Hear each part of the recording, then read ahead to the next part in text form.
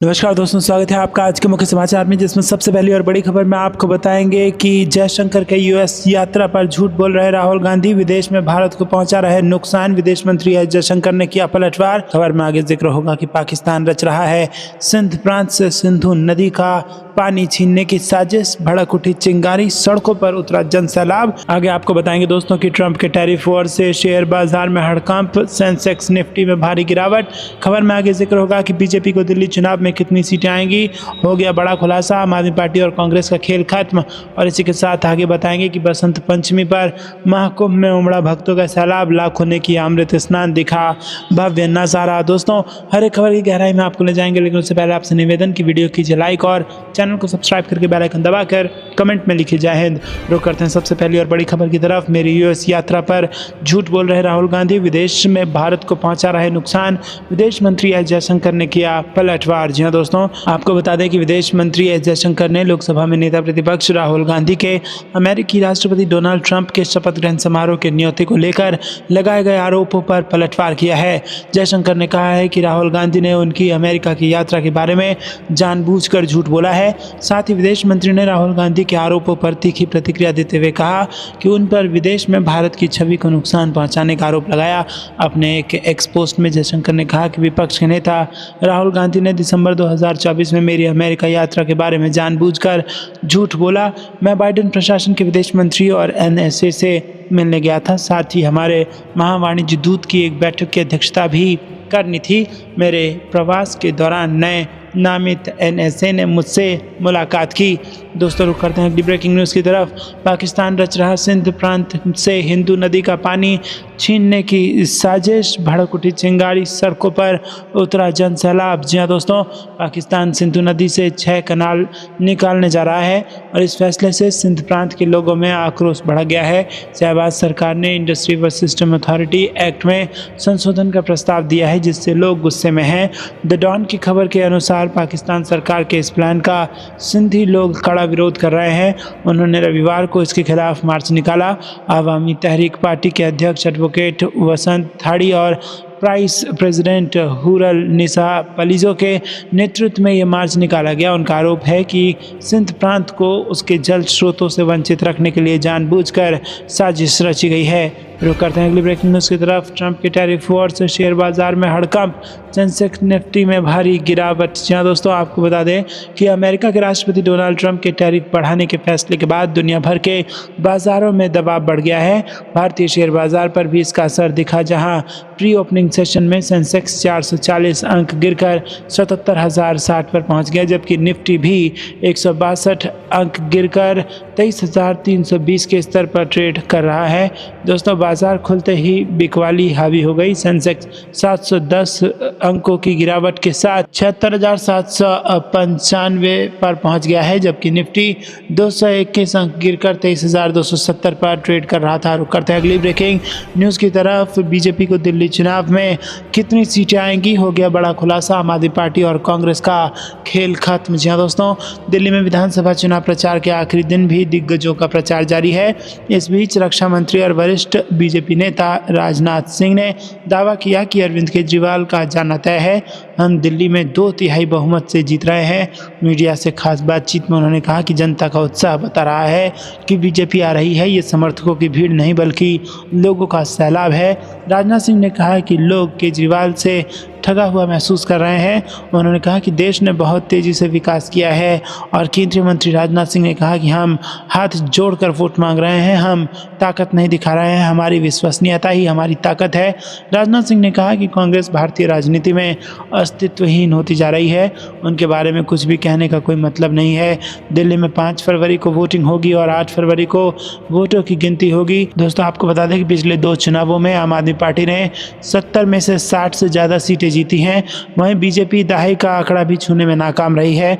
कांग्रेस 2 चुनावों में अपना खाता भी नहीं खोल पाई है और इस चुनाव में बीजेपी का दावा है कि वो सरकार बना रही है। वहीं आम आदमी पार्टी लगातार चौथी बार सरकार बनाने के लिए कोई कसर नहीं छोड़ना चाहती है। कांग्रेस को उम्मीद है कि वो इस चुनाव में किंग मेकर बनेगी। रुक करते हैं ब्रेकिंग न्यूज़ की तरफ। बसंत पंचमी पर महाकुंभ में उमड़ा भक्तों का सैलाब, लाखों ने किया अमृत स्नान, दिखा भव्य नज़ारा। जी हाँ दोस्तों, प्रयागराज में महाकुंभ का भव्य नज़ारा देखने को मिला है, जहां बसंत पंचमी के शुभ अवसर पर लाखों श्रद्धालुओं ने अमृत स्नान किया। महाकुंभ में ये सबसे पवित्र अनुष्ठान माना जाता है, जिसमें देश विदेश से संत, साधु और श्रद्धालु संगम तट पर एकत्रित होते हैं। सोमवार को भोर होते ही अखाड़ों के महामंडलेश्वर और संतों ने अपनी पारंपरिक शोभा यात्रा के साथ संगम की ओर रुख किया।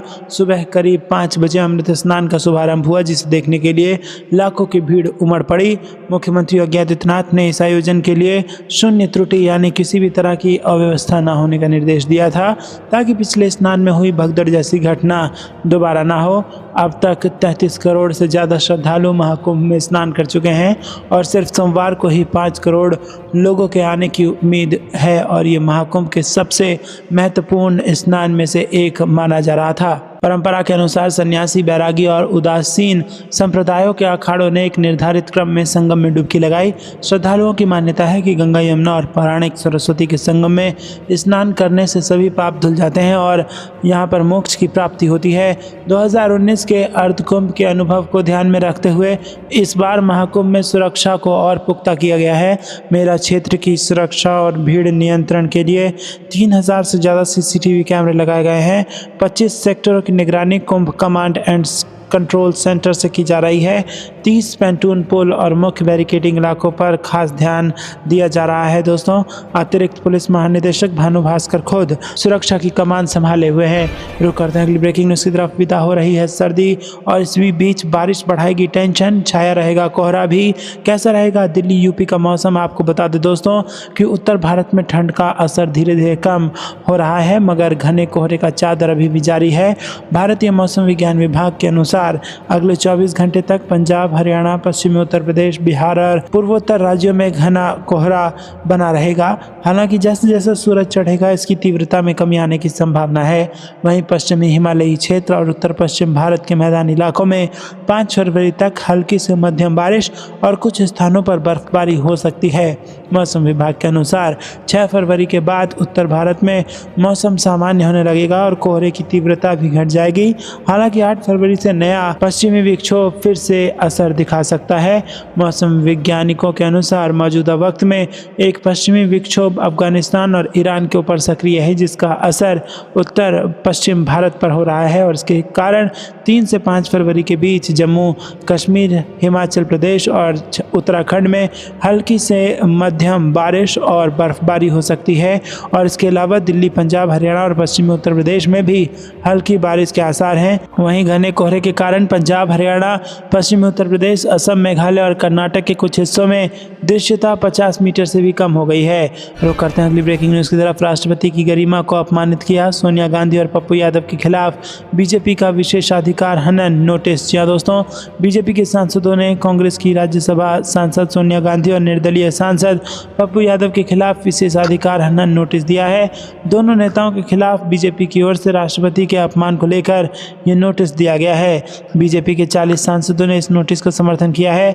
नोटिस में बीजेपी सांसदों ने लिखा कि हम सोनिया गांधी के द्वारा हाल ही में कही गई कुछ असंसदीय अपमानजनक टिप्पणियों के बारे में बहुत निराशा के साथ लिख रहे हैं। सोनिया गांधी की राष्ट्रपति के खिलाफ टिप्पणी पर गंभीरता से विचार करने और अनुशासनात्मक कार्रवाई करने की जरूरत है। बीजेपी के सांसदों ने सोनिया गांधी के बयान का जिक्र करते हुए कहा कि हम गहरी चिंता के साथ इस बयान को उजागर करते हैं। ये हमारे देश के सर्वोच्च संवैधानिक प्राधिकार भारत के राष्ट्रपति के पद और गरिमा को अपमानित करता प्रतीत होता है और ऐसी टिप्पणियां न सिर्फ राष्ट्रपति दफ्तर की गरिमा को कमज़ोर करती है, बल्कि संसदीय प्रक्रियाओं और परंपराओं की पवित्रता का भी उल्लंघन करती है। रुक करते हैं अगली ब्रेकिंग न्यूज़ की तरफ। थोड़ा सीरियस हो जाइए, भड़के किरण रिजिजू। राहुल गांधी ने अमेरिका चीन पर ऐसा क्या बोला कि मांगनी पड़ी माफ़ी। जी हाँ दोस्तों, लोकसभा में उस समय तनाव की स्थिति पैदा हो गई जब विपक्ष के नेता राहुल गांधी ने राष्ट्रपति के अभिभाषण पर धन्यवाद प्रस्ताव का जवाब देते हुए डोनाल्ड ट्रंप के शपथ ग्रहण समारोह के निमंत्रण को लेकर प्रधानमंत्री नरेंद्र मोदी पर कटाक्ष किया। केंद्रीय मंत्री किरण रिजिजू ने इस टिप्पणी पर कड़ी आपत्ति जताई। केंद्र सरकार का मजाक उड़ाते हुए राहुल गांधी ने दावा किया कि अगर सरकार ने आर्थिक नीतियों को गंभीरता से लिया होता तो सरकार को डोनाल्ड ट्रंप के शपथ ग्रहण समारोह के लिए प्रधानमंत्री नरेंद्र मोदी को निमंत्रण लाने के लिए विदेश मंत्री एस जयशंकर को अमेरिका नहीं भेजना पड़ता। दोस्तों, आपको ये कुछ लगता है कमेंट में जरूर बताइएगा और वीडियो को लाइक नहीं किया तो लाइक जरूर कीजिएगा। रुक करते हैं अगली ब्रेकिंग न्यूज़ की तरफ। ट्रंप ने निभाई दोस्ती, चीन, कनाडा और मैक्सिको को दिया टैरिफ का तगड़ा झटका, लेकिन लिस्ट में भारत का नाम नहीं। जी हाँ दोस्तों, अमेरिकी राष्ट्रपति डोनाल्ड ट्रंप ने कनाडा, मैक्सिको और चीन से आयातित वस्तुओं पर शुल्क बढ़ाने का फैसला किया है, जो शनिवार शाम से लागू हो गया। और इस फैसले के साथ अमेरिका और इन देशों के बीच व्यापार युद्ध की शुरुआत हो गई है, जो आगे अन्य देशों तक भी फैल सकता है। कनाडा और मैक्सिको से आने वाले सामानों पर 25% अतिरिक्त शुल्क लगाया गया है। चीन से आयातित वस्तुओं पर 10% शुल्क बढ़ाया गया है। हालांकि कनाडा से आयातित तेल पर सिर्फ 10% शुल्क लगेगा। अमेरिकी राष्ट्रपति डोनाल्ड ट्रंप ने घोषित टैरिफ के पहले सेट में भारत का नाम नहीं लिया और इसके पीछे उन्होंने उच्च व्यापार घाटे का हवाला दिया है। ट्रंप सरकार जल्द ही computer chips, pharmaceuticals, steel, aluminium, तांबा, तेल और गैस के आयात पर भी नए शुल्क लगाने की योजना बना रही है। यूरोपीय देशों पर भी ऐसे ही शुल्क लगाए जा सकते हैं। रिसर्च एंड इंफॉर्मेशन सिस्टम के अनुसार चीन, मैक्सिको और कनाडा अमेरिकी व्यापार घाटे में सबसे अधिक योगदान देने वाले देश हैं। चीन का योगदान 30.2%, मैक्सिको का 19% और कनाडा का 14% है, जबकि भारत इस लिस्ट में 9वें नंबर पर है। रुक करते हैं अगली ब्रेकिंग न्यूज़ की तरफ। आतंकियों की गुफाओं पर बरसाए बम, ट्रंप की सेना का कहर, कर दी पहली एयर स्ट्राइक। जी हाँ दोस्तों, अमेरिका ने सोमालिया में ISIS के ठिकानों पर जोरदार हवाई हमला कर आतंकियों को करारा जवाब दिया है। इस ऑपरेशन में कई आतंकवादी मारे गए हैं। अमेरिकी राष्ट्रपति डोनाल्ड ट्रंप ने खुद इसकी जानकारी दी और कहा कि ये आतंकी अमेरिका और उसके सहयोगियों के लिए खतरा थे। यह हमला तब हुआ जब आतंकी गुफाओं में छिपे हुए थे, लेकिन अमेरिकी सेना ने उन्हें खोजकर सटीक निशाना बनाया। इस हमले को ट्रंप प्रशासन की आक्रामक आतंकवाद विरोधी नीति के तौर पर देखा जा रहा है।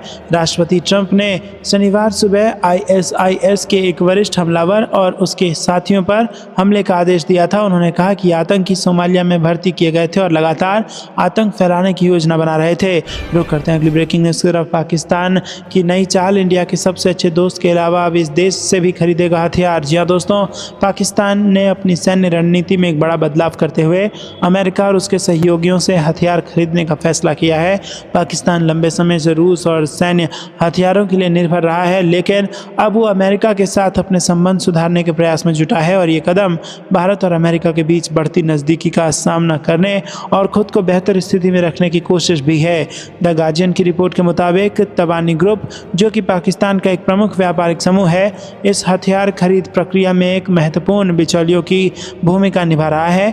ये समूह दशकों से रूस से पाकिस्तान के लिए हथियारों के आयात में मदद करता रहा है, लेकिन अब ये समूह अमेरिकी कंपनियों के साथ काम कर रहा है जो यूक्रेन को सहायता प्रदान कर रही है। इस बदलाव से पाकिस्तान को रूस से उसकी सैन्य निर्भरता कम करने में मदद मिलेगी और वो अमेरिका से अधिक हथियार और सैन्य उपकरण हासिल कर सकेगा। द गार्जियन की रिपोर्ट के अनुसार इस्लामाबाद ने अब मॉस्को की जगह वाशिंगटन की ओर शिफ्ट करने का स्पष्ट संकेत दे दिया है। रुक करते हैं ब्रेकिंग न्यूज़ की तरफ। नेहरू के जमाने में 12 लाख कमाने पर देना होता था 3 लाख टैक्स। पीएम मोदी का कांग्रेस पर हमला। जी दोस्तों, प्रधानमंत्री नरेंद्र मोदी ने रविवार को बजट को लेकर कांग्रेस पर जमकर हमला बोला। पीएम मोदी ने नेहरू से लेकर मनमोहन सिंह सरकार तक लगने वाले टैक्स का जिक्र कर कहा कि आज़ादी के बाद ऐसा पहली बार हुआ है जब 12 लाख की आय तक कोई टैक्स नहीं है। पीएम मोदी ने कहा कि देश में बीजेपी ही एकमात्र ऐसी पार्टी है जो मिडिल क्लास को सम्मान देती है। कांग्रेस सरकारों के समय लगने वाले टैक्स को लेकर पीएम मोदी ने कहा कि नेहरू सरकार के वक्त 12 लाख रुपए कमाने पर उसका 1/4 टैक्स में देना पड़ता था। वहीं जब इंदिरा गांधी की सरकार थी तो 12 लाख में से 10 लाख रुपए तो टैक्स में ही चले जाते थे।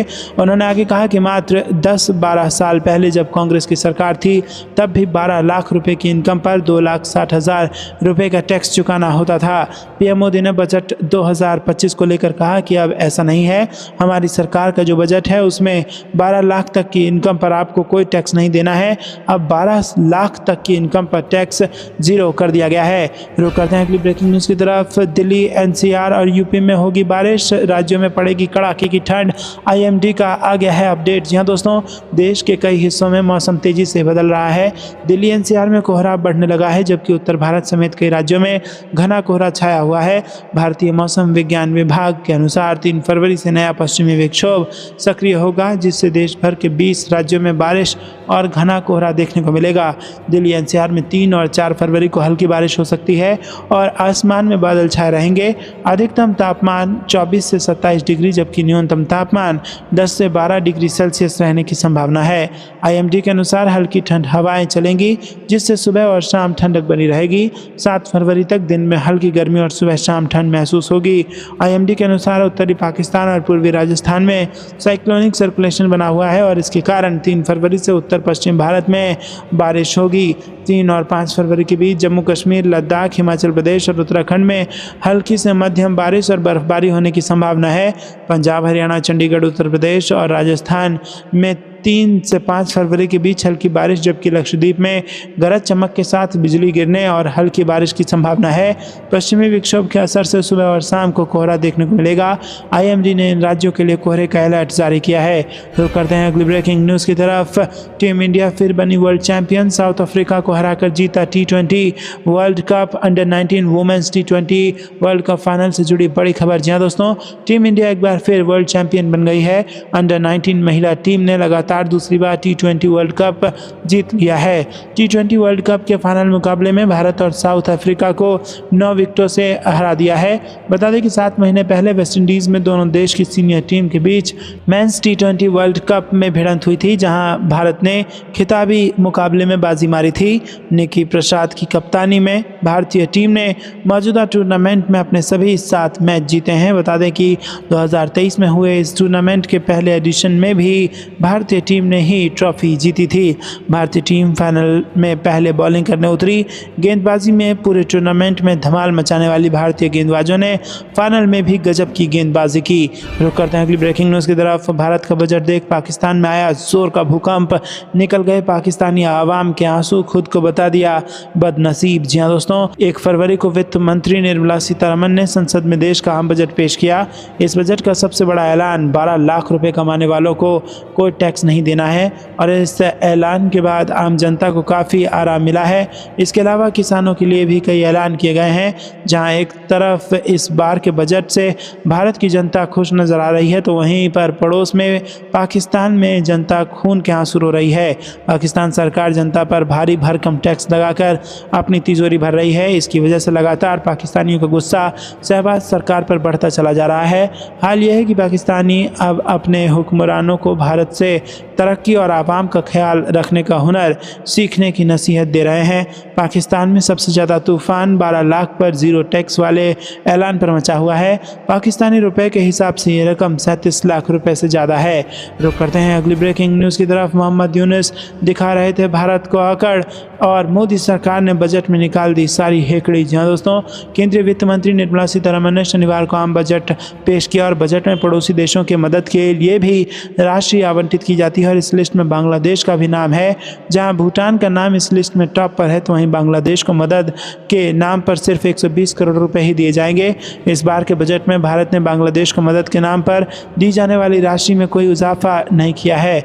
बजट 2025-26 से भारत ने पड़ोसी बांग्लादेश में मोहम्मद यूनुस की अंतरिम सरकार को बड़ा झटका दे दिया है और इसके पहले भारत ने बांग्लादेश को 120 करोड़ रुपए आवंटित किए थे और इस बार भी इस राशि को बरकरार रखा गया है। इसका सीधा सा संदेश यही निकलता है कि भारत की ओर से बांग्लादेश को पड़ोसी धर्म देने की हिदायत दी गई है। दोस्तों, आपको क्या कुछ लगता है कमेंट में जरूर बताइए। वीडियो को लाइक नहीं किया तो लाइक जरूर कीजिएगा। रुक करते हैं अगली ब्रेकिंग न्यूज़ की तरफ। कनाडा, मैक्सिको और चीन पर टैरिफ की चोट, ट्रंप ने एक्शन की कर दी शुरुआत। जी हाँ दोस्तों, राष्ट्रपति डोनाल्ड ट्रंप इस हफ्ते के अंत यानी शनिवार से कनाडा, चीन और मैक्सिको सहित प्रमुख अमेरिकी व्यापारिक भागीदारी पर टैरिफ लगाने जा रहे हैं। व्हाइट हाउस ने शुक्रवार को इसकी पुष्टि की है। व्हाइट हाउस की प्रेस सचिव कैरोलिन लेविट ने ब्रीफिंग रूम में पत्रकारों से कहा कि ट्रंप मैक्सिको और कनाडा पर 25% टैरिफ के साथ साथ चीन पर 10% शुल्क लगाएंगे। ये कदम उन देशों के खिलाफ उठाया जा रहा है जो अवैध फेंटानाइल की आपूर्ति और वितरण की अनुमति देकर अमेरिका में नशीली दवाओं की समस्या को बढ़ावा दे रहे हैं। लेविट ने कहा कि मैक्सिको पर 25% टैरिफ, कनाडा पर 25% टैरिफ और हमारे देश में भेजे गए अवैध फेंटेनाइल के लिए चीन पर 10% टैरिफ लगाया गया है, जिसने 10 लाख अमेरिकियों की जान ले ली है। रुक करते हैं अगली ब्रेकिंग न्यूज़ की तरफ। जिनपिंग के लिए दुनिया का सबसे बड़ा परमाणु बंकर बना रहा है चीन। जी हाँ दोस्तों, आपको बता दें कि चीन अपनी राजधानी बीजिंग के पास दुनिया का सबसे बड़ा सैन्य कमांडर सेंटर बना रहा है, जो परमाणु युद्ध की स्थिति में देश के नेताओं की सुरक्षा करेगा। ये कमांड सेंटर राजधानी बीजिंग से लगभग 32 किलोमीटर दक्षिण पश्चिम में है। 1500 एकड़ में बन रहा ये कमांड सेंटर अमेरिकी रक्षा मंत्रालय के हेडक्वार्टर पेंटागन से 10 गुना बड़ा है। विशेषज्ञों का अनुमान है कि इस सैन्य कमांड सेंटर से मजबूत सैन्य बंकर बनाए जा सकते हैं, जो परमाणु युद्ध छिड़ने की स्थिति में राष्ट्रपति शी जिनपिंग सहित शीर्ष सैन्य अधिकारियों को सुरक्षा प्रदान करेंगे। ब्रिटिश अखबार फाइनेंशियल टाइम्स को निर्माण स्थल की सैटेलाइट तस्वीरें प्राप्त हुई हैं, जिसमें देखा जा सकता है कि निर्माण स्थल पर क्रेनें दिन रात काम कर रही हैं और माना जा रहा है कि मिलिट्री बेस को बीजिंग मिलिट्री सिटी कहा जा सकता है। और चीन में चल रहे संपत्ति संकट के बावजूद बेस का निर्माण कार्य तेजी से चल रहा है।